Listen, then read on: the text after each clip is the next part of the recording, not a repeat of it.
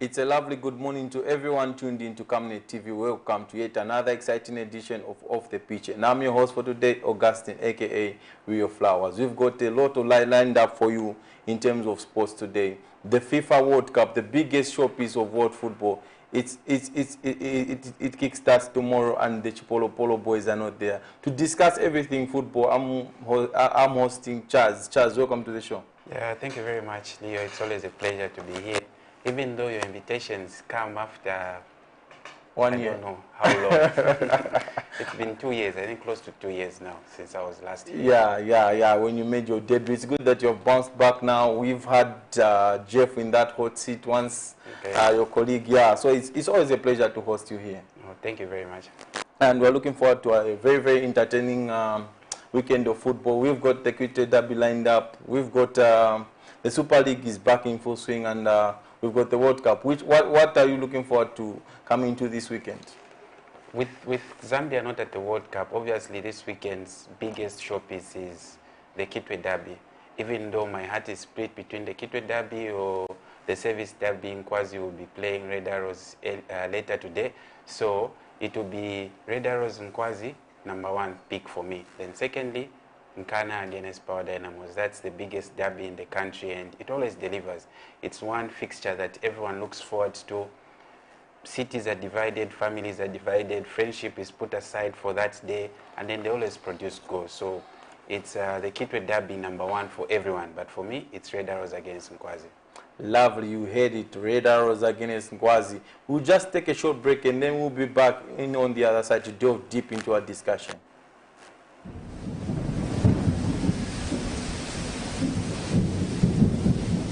Good news, the rains have started. You need to plan your future.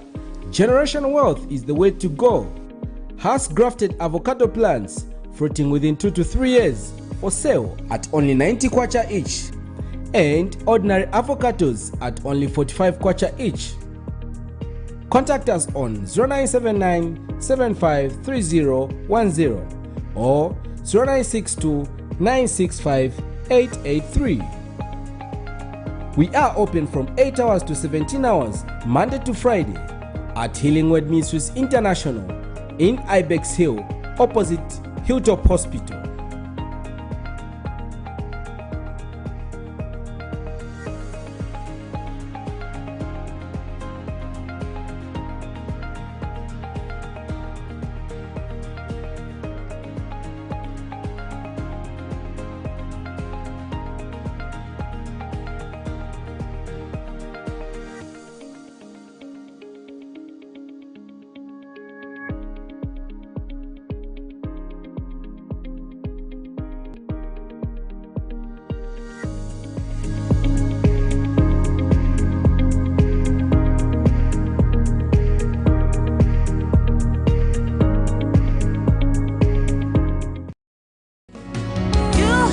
Christian Community Church fundraising dinner and church service. Hosts Pastor Field and Rita Ngalande. Guest speakers Pastors Victoria and Moses Chiluba. Date 3rd and 4th December 2022. Venue Sally Riverside Resort in Mansa. Time dinner 19 hours to 22 hours. Church service 0930 to 12 hours.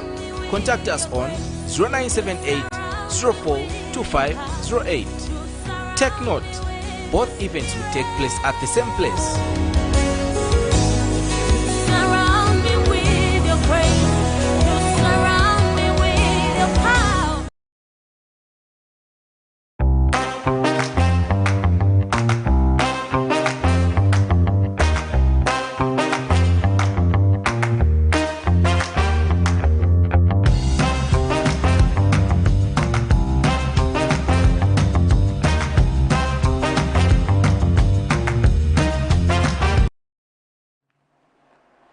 welcome back. You're still watching Off the Pitch here on Camnet TV, not just another channel.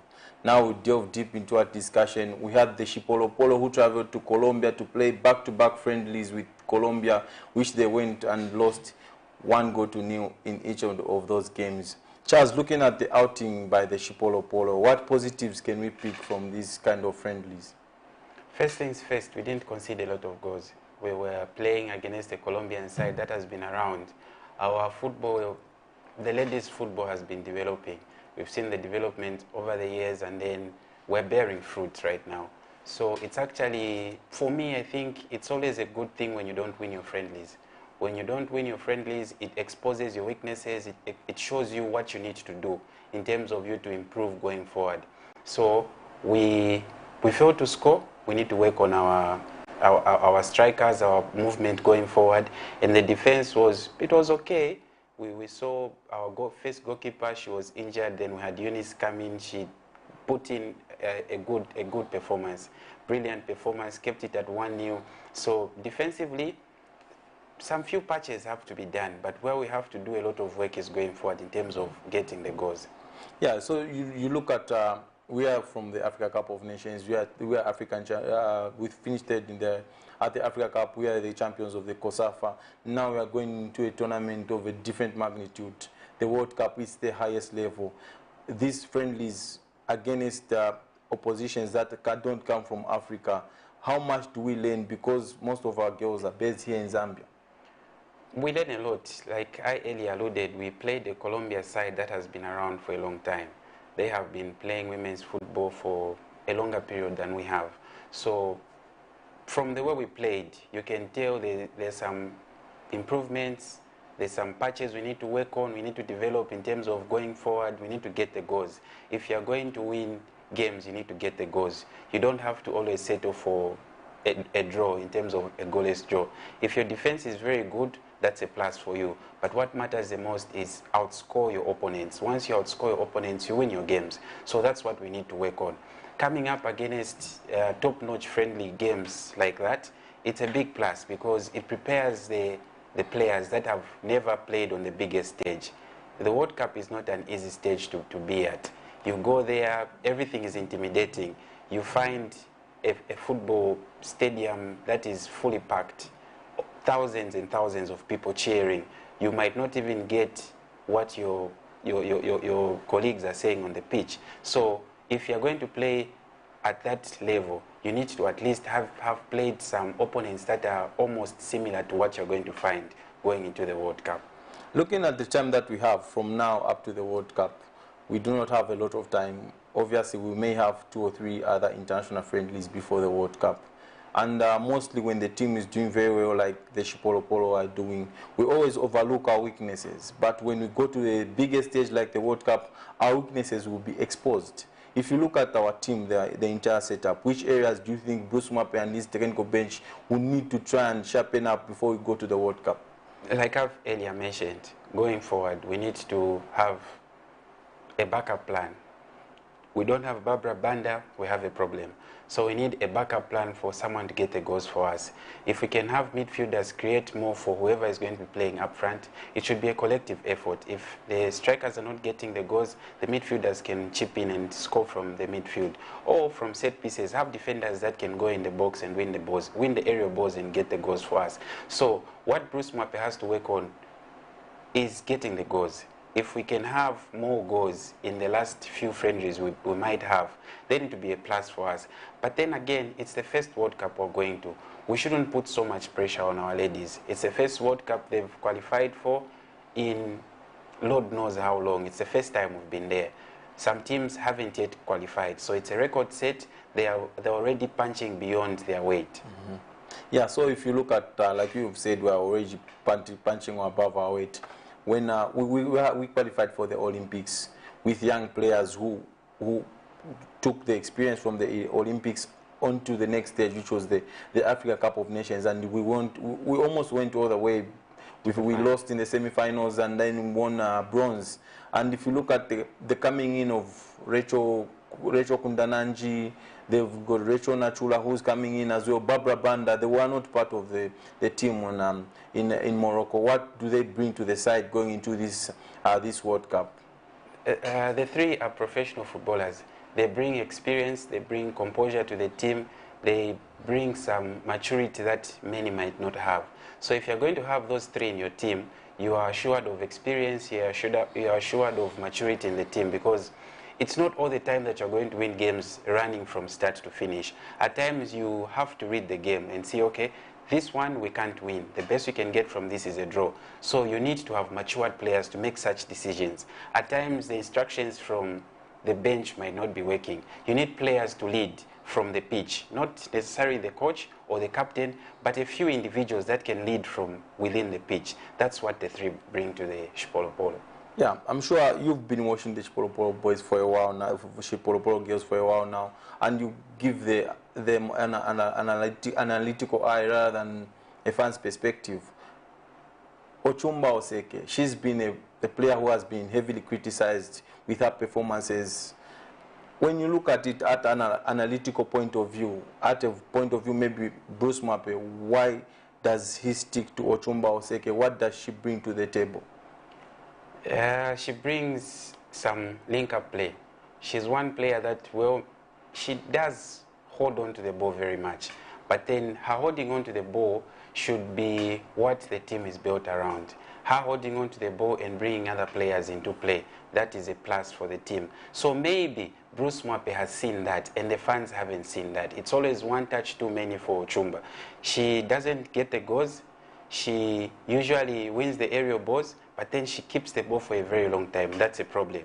But then in her keeping the ball for a long time, it reduces the pressure on the defense. It helps the players join in from midfield, and then the attackers also come in. So that's what she brings. She's a perfect example of Olivier Giroud.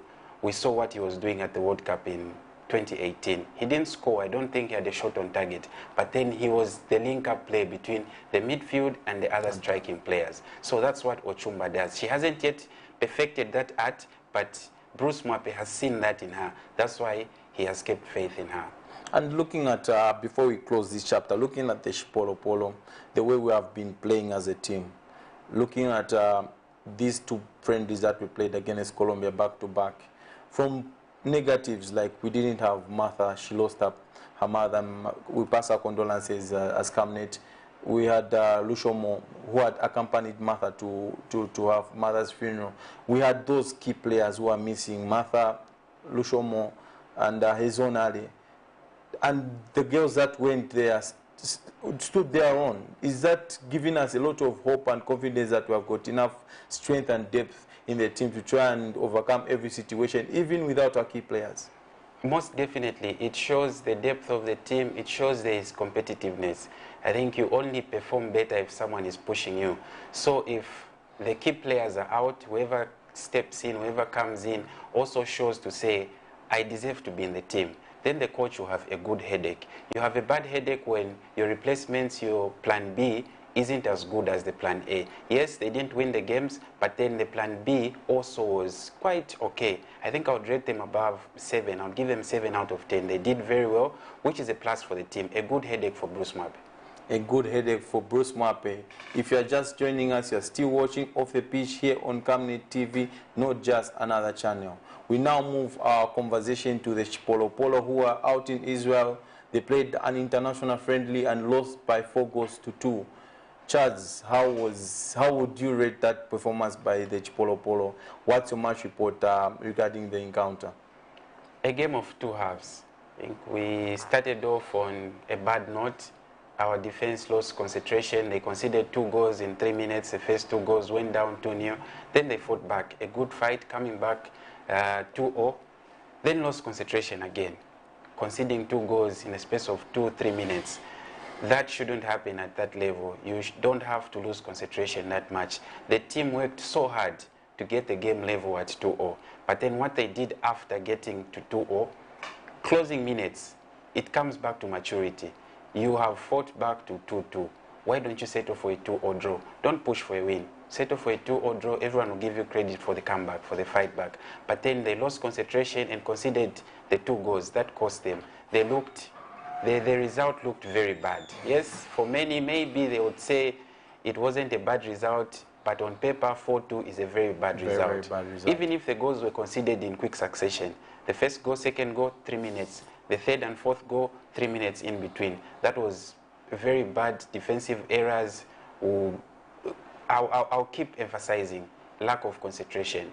That's what cost that game. That's what made Zambia lose 4-2, just concentration.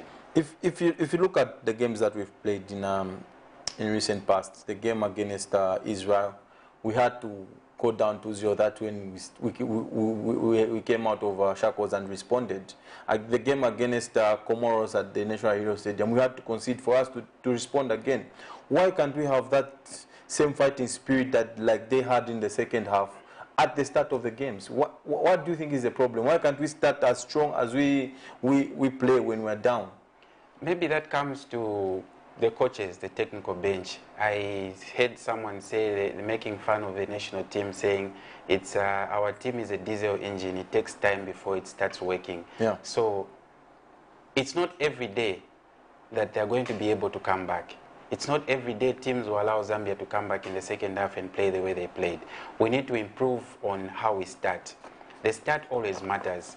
You start on a good note, you might stumble towards the end, but your start will always cost you. So if you can have a good start going forward. They played some beautiful football in the second half, even after conceding 2-0. At 2-0, Zambia was playing good football, a good fight. They came back into the game 2-2. That means they had a slow start. So work on that slow start. So when we look at the game in general against Israel, what positives do we get going into the qualifiers? The positives we're getting what we've always had from the national team. We've never had issues in terms of scoring goals. Our problem has been at the back and at the back conceding. So we conceded 4.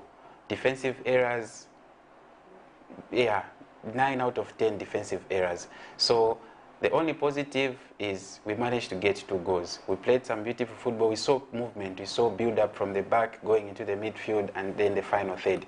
But then the negatives were outweighed the positives. So from that game, what we need to work on is our defense. We work on our defensive midfield. I think Benson Sakala looked very bad. He looked a bit rusty for me. He was found wanting. His back passes were a lot of enforced errors. So we need to do something about it. Something has to be done. It has to be done quickly.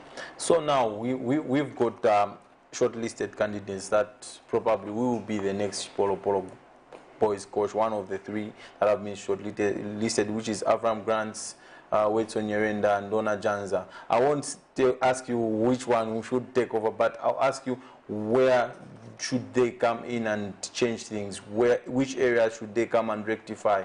Is it in terms of leadership? Do we need a different captain?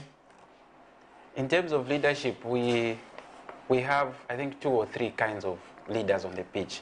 We have leaders that are going to be very vocal. They will make a lot of noise. They will lead from the back using their voice. And then we have leaders that take things personal. We have someone that's going to score the goals for them. They will mash up the midfield. That is taking things personal. So depending on the style of play, whoever comes in, does he want a coach does he want a captain that's going to be loud on the pitch, someone that's going to keep reminding the players what they're supposed to do, keep shouting to the players, say there's a man coming, you can shoot, encourage the players, or maybe he wants someone that's going to lead by example. Leading by example is taking things personal. So you have such kind of captains. You have a Thierry Henry kind of captain that's going to play his football and run around. You have a John Terry that's going to be talking all through the game. I don't know what the kind of coach we're going to pick or what he would want in terms of having a captain. But the biggest thing that needs to be changed is Zambia's status of qualifying to the Africa Cup. Whoever is coming should have that in mind. We have to change that. It's long overdue. Zambia needs to go back to qualifying for the Africa Cup with ease.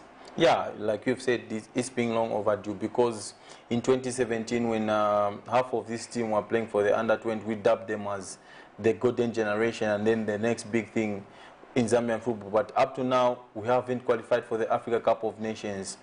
You look at the previous coaches in Milutin Sojedojevic, the previous one who was who left for the Croatian guy. What's the name?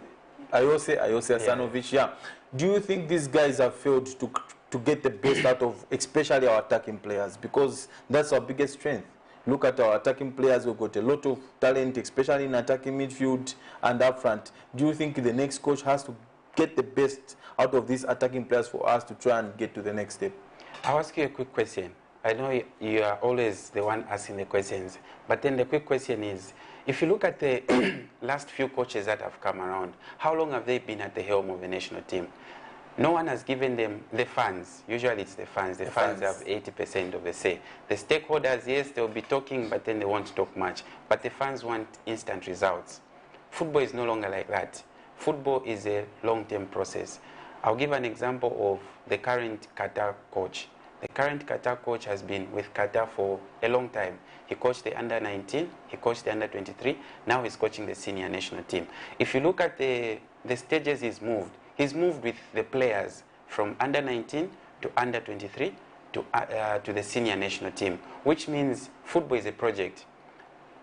We go back to 2012 when Zambia won the Africa Cup. Most of the players that won that Africa Cup came from the same under-20. It was a long project that was kept for a very long time. Our under-20 team was first split. No one knows where Mangani is. He hasn't been called for the national team. We had Shemi Maembe. We had Boyd Msonda in that team. Moses Nyondo. We had what's his boy? Prosper. Yes.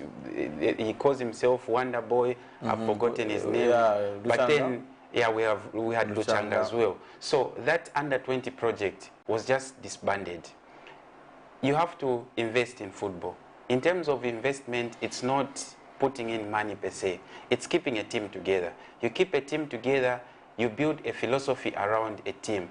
You can't graduate everyone to the senior national team, but then you can graduate them gradually. You get 3, 4, 5 players, push them into the next stage of football, let them go to the under-23, then go to the main team. But then we didn't see that. The transition from the team that won the Africa Cup in 2012 to what we have right now wasn't done in a proper way. It was something that was just picked at random. You don't know where someone is coming from. They just walk into the team. Something that shouldn't have happened. We should have kept the same team and then allow our coaches to experiment with what they have. So whoever is going to come in, the fans, the stakeholders should give them enough time. They should give them enough time to build a team. And it was pressure from the fans, like you said. They started calling the 2012 third legs, I remember at some point. Then took over Ona Janza, and he probably did what the fans asked for and started replacing all the senior players with young players. Fair play. He qualified Zambia to the Africa Cup of Nations, but you would see from that tournament that we didn't have experience. We had a lot of young players who couldn't just cope with the pressure. You are representing Zambia at the biggest stage of African football, and it's different from playing qualifiers or for that matter. Looking at the whole picture where Zambian football is at this particular moment, do you feel we need to revisit our grassroots football? I think so. Maybe we focus more, we pay more attention to, yes, grassroots football, but how do we do that? Make a mini league, under 17s for each club, make it a mandate for teams to have youth teams, but then we don't still do that. We prefer bringing players that no one knows of. So if we're going to go back to grassroots, it should be grassroots at club level, then grassroots at the national team level. We focus more on we bring back the Airtel Rising Stars. We haven't had that one in a long time. We don't have any platform that you're going to pick players from. The Patson Dakas of this world, Enoch Mwepu, Charles Muntanga, to mention but a few, are all products of the under-17 Airtel Rising Stars. I think that's team that went to Nigeria and then they finished second. Most of them are playing top flight football right now. We don't have that anymore. We need to get back to that for us to have a better project. We can't build from the top, we build from the bottom. And if you remember, we had a very, very strong youth team, like you have said, Patson Daga was captain of that team. We see players like Jackson Kakunta, he was part of that squad. Twiza Chaivera, these are players that are doing it. But we have taken a different route in terms of Zambian football, especially at club level. Probably that's why we are missing it. We've introduced these youth teams, but how much are we doing in terms of improving these youth teams, growing these youth teams, always monitoring players? I don't think we do that in our league. And if you look at Football House, probably they might come in here and try and help things, because I look at South Africa, they've got Super Diski. That's a platform for young players to express themselves and grow. They've got the National League, is it that they're Division 1? Mm-hmm. There are rules that in every match day, you have to have at least 6 under 23 players, which would be a very, very big help to us if we are to go down that route. Teams like Zesco United, Power Dynamos, Nkana, probably they wouldn't use an under 18 player because of the pressure of these clubs.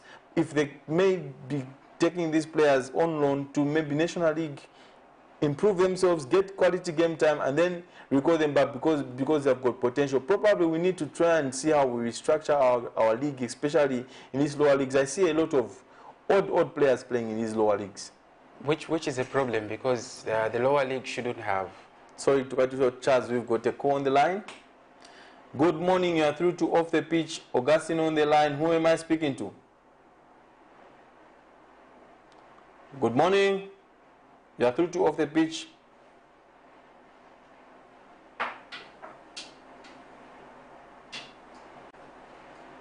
Oh, sorry, we've lost the caller. You can continue. Yes, I was saying it's a pity we see most of the, we'll tag them, the failed players, senior players in the Super League find themselves in the National League. It shouldn't be like that.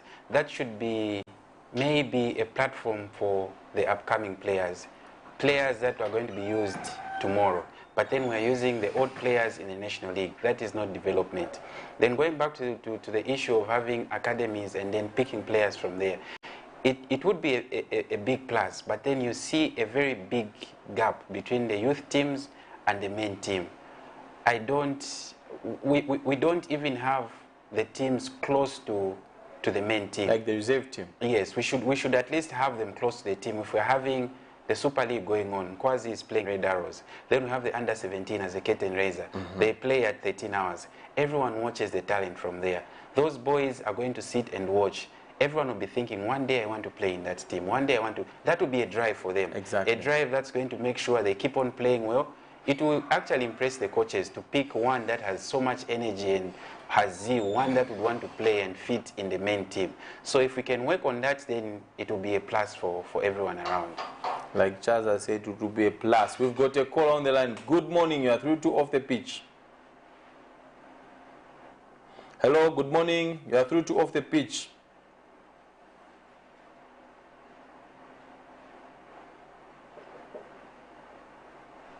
Are you still on the line? Good morning.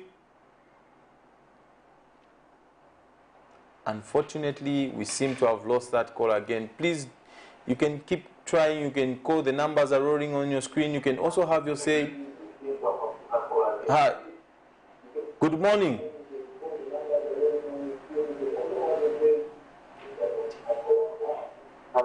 Hello. You can please turn off. Hello. Good. You are through to Off the Pitch. Hello, you are through to Off the Pitch. Sorry, we've lost the caller.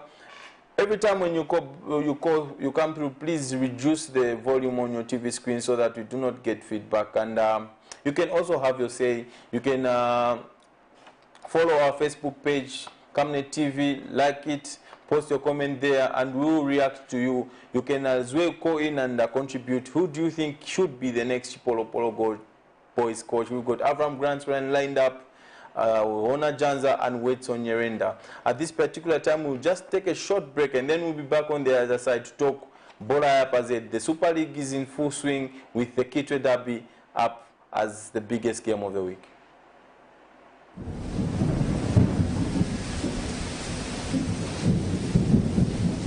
Good news, good news. The rains have started. You need to plan your future. Generational wealth is the way to go.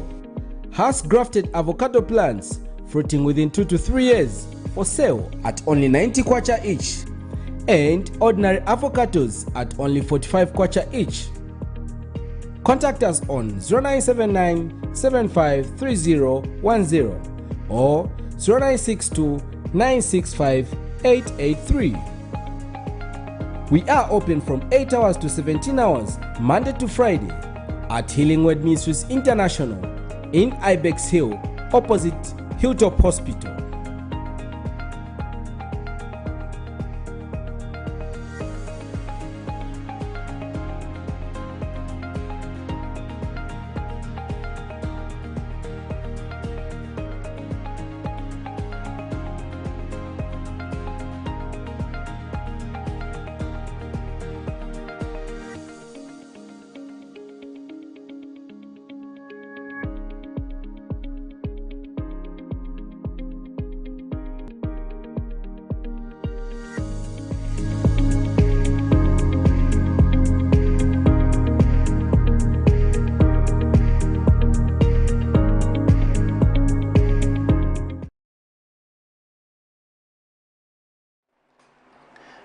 Thank you very much. You are still watching off the pitch here on Camnet TV, not just another channel. We have now entered into the last part of this this show. We are now going through to talk about the MTN Super League, which is going into week 13 this afternoon with a very, very big encounter in Kitwe.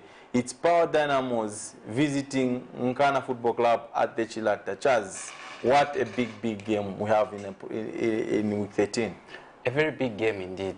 But then if you're going to go with stats, it shows it's an easy fixture for Power Dynamos. They've gone to Chilata 4 times, they've won 3. That is a big statement. It's like it's their home ground. In fact, Yes. it's 4 times they've gone there. Then they've won 3, they've only lost 1. The only time they lost was last season. They lost 2-0, and it's because maybe whoever wins this fixture should have an Alex Ngonga in the team. the 4 times Power Dynamos won, they won in 2018, they won 2-1, 2019, they won 2-1, 2021, they won 3-0. Then last season, Alex Ngonga was on the other side of the Kitwe Derby. He was playing for Nkana, and they won. He didn't score. He scored for Power when he last played in this derby at the Chilata Stadium when Power won 2-1. But that aside, Power have been impressive this season. We've got a call on the line. Good morning. You're through to Off the Pitch. Who am I speaking to? Hello. Hello, you're through to Off the Pitch, sir. Yes, I'm calling from Rwanda. You are talking to Paul. Mr. Paul, how is Rwanda this morning? Rwanda, as usual, it's a good city. Okay, you can go ahead with a contribution. Yes, I totally agree with the young man there sitting next to you. The Zambia nation, you know, I'm at 70 now. Okay. I've been watching games since when I was 55. The only problem we have with our national team needs people or a coach who can push. You know, which made us to win the Africa Cup because we had a coach who was pushing the young men. Now, at the moment, we don't have that caliber of coaches who can push. That's why we end up now losing games. But I suggest, since you have given us the opportunity to choose among also these coaches, Nia will go for Nyerenda. Nyerenda has got a voice. He will can push. If I'm sure it's given that chance, he may make it. That is my contribution. Thank you very much. Now coming to today's game, it will be total. I don't know which game to win, but big percentage will go to Power Dynamos. Okay. Thank you. Thank you very much for coming through, sir. Thank you. Yeah, you've heard the man. He's gone for Wetson Nyerenda. Wetson Nyerenda played in this Kitwe Derby. How big is it when you have got such big names who play it? It's a very big derby. Like I mentioned, the biggest derby we have in the country. Power Dynamos haven't done so well in the past few seasons, but then this season they look a different side. They look a side that is giving results, even though Paul Kabongomfla wouldn't agree with us at times, but then Monyach Pepo is building something there. Yeah, he is. They are currently first, and they are 10 points ahead of Nkana. Nkana, who started on a bad note. Should Power Dynamos win today, they might cement their place in first. That would mean Nkana drops into the relegation zone. Sad times to be a Nkana fan if Power Dynamos wins today. And looking at this Kitwe Derby, the most disappointing thing about the Kitwe Derby from my point of view is that we do not see these two sides challenging for the league title, going head to head. Just imagine if Nkana or Power were 1 and 2 respectively going into such a game, how much of prestige will it have to our football if we had these two giants on top of the league, fighting for the league title, rather than every season it's either one team is struggling and one team is doing very well. Don't you think we need to see these two teams high up the league fighting for the league title? In the yesteryears, they used to do that. So for me, I would give credit to the Lusaka-based sides. We've got a caller on the line. Yes. Good morning, you are through to off the pitch. Good morning. Yeah, good morning, Augustine. Good morning, Mr. Skombe. Yeah, this is Henry calling from Northwestern. Sorry, Columbia to be precise. I thought it was Mr. Skombe. Go through with the contribution. Yes, I loved your commentary on Quarter Good Morning, which I was listening to. Thank you. That was very right from Sudan towards our national team. And another thing that I want to also, for real, we can't just allow 2 goals in 4 minutes. And in the last 2 minutes, at the end of the match, we do the change, which is not acceptable. In our national team, we need a commanding captain who is able to tell the players to stand where they have to stand. And again, for the coach, that was a friendly match. We expected to see the substitution. As you see the history, they were made 6 changes, if I'm not mistaken, because they read the game to say, we have to change. But for us, they are just sitting to wait, and this is the tournament. Just coming to our Super League, what I have said, being a Ghana Rangers supporter, I think Paz was very hard for us. Yes. To ban us those 5 games, and they have made us go down in terms of contribution. Being the first offenders, I think they should have made their appeal at least to make it at least 2. Thank you very much. Sir. Thank you very much, Henry, for coming through. We always appreciate your efforts. Sad, like we were talking about the Kitwe Derby. Yes, so I was saying we give kudos to the other teams. They have broken the jinx. They no longer allow Nkana and Power to overshadow them. Yes. So it's credit to the likes of Zanaco, Zesco, Red Arrows, and everyone else, Forest Rangers, everyone else that has split the 2 teams. But then we need them to be at their very best for them to give the best in terms of Zambia's biggest derby. That aside, when it comes to derbies, I think form goes away. It's whoever wants it more that day. In the recent past, Power Dynamos always looks like they always want it more when they are playing at Nkana. This time around, both teams are going into this fixture having won 2 games back to back. It's going to be very difficult. In the last 27 games, we've only had 6 draws, 1 goalless draw, and the rest have been scoring draws. I don't see this one ending in a scoreless draw. So what's your prediction? 3-1 for whoever is going to win today. You've heard it right here from Jazz. We expect goals from the Kitwe Derby. We'll just run you through all the fixtures that are taking place this afternoon and tomorrow. At 15 hours, Nkana hosts Power Dynamos at the Nkana Stadium. Kickoff is at 15 hours. Then we do have Bildikon Football Club hosting FC Muza at the Trade Fair Grounds. Then we have Zesco United at 15 hours visiting Chambeshi Football Club in Chambeshi. Then Changa Rangers, Henry's team, is all hosting NAPSA Tangalana Bola and Changa Stadium at exactly 1500 hours. Prison Leopards are hosting New Boys Lumana Radiants at the President Stadium. Then we've got the men in uniform going head-to-head in Red House Football Club versus Nkwazi at Nkoloma Stadium. Tomorrow, Sunday, we've got Green Buffaloes versus Kansashi Dynamos and Forest Rangers versus Green Eagles. Then we have Sensational Zanaco hosting Cow Warriors. We've got a caller on the line. Hi, Robert. Hi, Mr. Skombe. How are you? I'm good, thank you. The line is a bit bad, though I'm a little bit far away, but the line is a bit bad. Go ahead. But I think getting into this afternoon's pictures, we are watching a trending photo of one big bat and one small yellow foot. And we are hoping that the momentum that the Red Boys of Kitwe have had in the last 2 games will materialize into something that will put a smile on their fans. And on the other side as well, we are just from witnessing Power Dynamos also coming from that resounding victory they had in their last game. It will be a very, very interesting counter. Both teams are coming from a very good bounce on a win, back-to-back win. It will be very, very interesting to see how the fixture is done. And clearly, from the record and the communication I've had with the kind of CEO, the tickets have been sold out.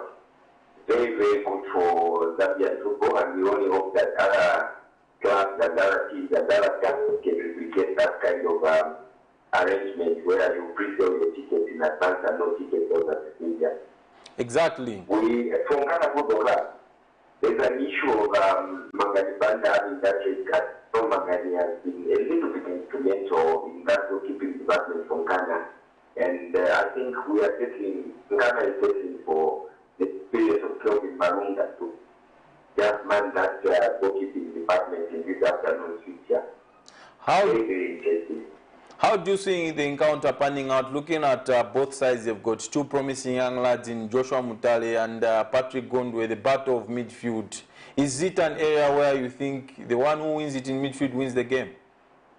Well, clearly so, because I'll give you a very, very simple example of how Egypt dominated Belgium last night. It was an issue of having the correct midfield. So this afternoon in the counter, whoever gets a notch ahead of the other in the league, we all have, like for example, Patrick Gondwe is a little striker partnering with Alex Bazo up front. And when you see the other side, there's Joshua Mutale and there's the Kennedy up there. It's really going to be very, very interesting to see who gets the dominance of the midfield. That's the engine of every team in every competition that you are in. So once that is fixed, whoever wins that battle in midfield, I know we have the experience of Diamond Chikwekwe at the football club. We have Jacob Ngurube who can. By the way, if you see the form of Harrison, the captain, the captain of the side at the moment, I think Harrison is doing very fine at the moment. And once he pushes himself up to the notch, Ghana should be able to beat Flores in this afternoon's game of Augustine. Thank you very much, Mr. Skombe, for coming through. No, much appreciated, Augustine, and we are only hoping that the staff that stands also bounces back as they get January this afternoon. It's not an easy game. I had to work with Coach Bailey last night, and I think they should be able to bounce back from their losses. Otherwise, the rest of the picture for this week is very entertaining to see the happening, and we can only that all the fans out there flock to the stadium and support their local defending this weekend to counter. Thank you very much. Thanks for that. Thank you. Bye-bye. So, Charles, looking at the remaining week 13 fixtures, which are your pick going into this afternoon? Red Arrows Nkwazi, a very big game. The other one is Zanaco Cabo Warriors. Cabo Warriors have been free fall. It might be the last game for Luandamina if Zanaco don't go his way. So that's another big fixture. Everyone will be looking at that fixture and thinking, if Warriors win, then Luandamina stays. If they are beaten, it might be the end for Luandamina. Sad end for a top-notch coach in the Super League. The other one is obviously NAPSA against Nchanga. NAPSA started off very well. They've lost, should be three in a row, which is not very good if you are eyeing for a top 6 finish in the first round, if you want to keep your place in the Super League. So they need to get back to winning ways. Coming up against Nchanga side that's very adventurous going forward. They don't usually score goals, but they keep you busy. So it's going to be a very tricky encounter. It should be one to keep an eye on. Yeah, one to keep an eye on. That's Nchanga Rangers hosting Napsa Stars in Chingola at the Nchanga Stadium. Would like to urge everyone out there to please troop to this stadium and support Bola Yapazet. Let's fill up the stadiums and watch the beautiful game. Tomorrow, the biggest tournament in world football kickstarts. Qatar are the hosts and they kick off with Ecuador. Your general overview of the tournament in Qatar, what are your expectations as we go to kickstart the World Cup tomorrow? First things first, we're here, it's been a long wait. For the first time, we're having the World Cup at this time of the year. So it's a different feeling. It has really changed everything. The European leagues have closed to accommodate the World Cup. So we don't know how fit the players are going to be, how tired they're going to be. They never got much rest. You have seen teams having a friendly match 2 days before the World Cup. That is not good for football. And players are getting injured. They are getting injured. A lot of them, a whole host of players, good players for that matter. That might cost a lot of teams. So it might work to Qatar's advantage because I haven't heard any of their key players get injured. But most of the teams are going there without their star players. So it's going to be a good tournament yet again. Probably the last one for Messi and Ronaldo. Both of them want to get things right, wrap their hands around the World Cup, something they've not done for their country. They want to do that. And then we have teams like Qatar, obviously, that would want to follow in the footsteps of maybe Russia or Korea, Japan, the way they did it back in 2002. So it's going to be an interesting tournament. Everyone is looking ahead and thinking, okay, France doesn't perform well after winning the World Cup. How are they going to fare this time around? They have a pretty decent squad, despite having a shaky midfield. Most of their midfield players are injured. Their defense as well is a bit not okay. Maybe it's England's time. They've sent quite a good number of players there. It might come home finally. We don't know. So it's going to be an interesting tournament. One stat that that shocked me or surprised me is no team that has been ranked first has won the World Cup. Oh. And I don't know who's currently ranked Number first, one. but I don't see them winning the World Cup. It's Brazil. So they have a decent side as well. They have a blend of young, old. Dani Alves is there. Yeah. We have experience in the team. They have a goalkeeper that can save the goals from going in and also assist in terms of getting the goals forward. So it should be a very interesting tournament for everyone involved. The 5 African teams that are going there, Ghana promising they're going to better their performance. We have Samuel Eto'o rallying behind his team and saying they are going to win the World Cup. They'll face off against Morocco in the final, which would be something to talk about for a very long time, having the 2 African sides in the final. And if you look at the previous edition in 2018, we never had any African side progress from the group stages. Can it be different this time around? Most definitely. We have a lot of players that are coming from Africa playing at the highest level. It reminds me of the 2006 and 2010 time. We have a Ghana side that is dominated by European-based players. We have a Cameroon side that looks pretty decent, and we should hope for the best. It's really hoping for the best for our countries to do very well when it comes to African, when it comes to the World Cup. They shouldn't get ahead of themselves. They should just take each game as it comes. Don't look at the final first. You look at the game that's the first 90 minutes. Then when you're done, you plan for the next game. But we just have to wish everyone all the best. All the best it is. Just quickly, your favorites, dark horses, and the team which would disappoint a lot of people. So there's 2 favorites. Favorites to win the World Cup my favorite? Your favorite to win the World Cup. My favorite to win the World Cup has always been France. So I will still go with France. Dark horses. I'm thinking maybe everyone is rating England to be one of the teams to amongst the top boys. But for me, they might surprise many. We don't usually give them chance. It's only the English media that gives them chance to say they're going to perform very well, they'll do very well. But then we don't see that coming out from them. So maybe the two favorites, England, France, dark horses, I'll go with Ghana. I'll go with Ghana.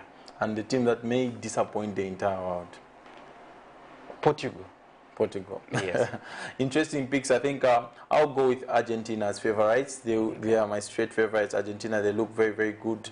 Then dark horses, I think I'll go with Denmark. They had a very, very good outing at the Euros. They just might go there and upset the odds again at the World Cup. And the most disappointing team will be England.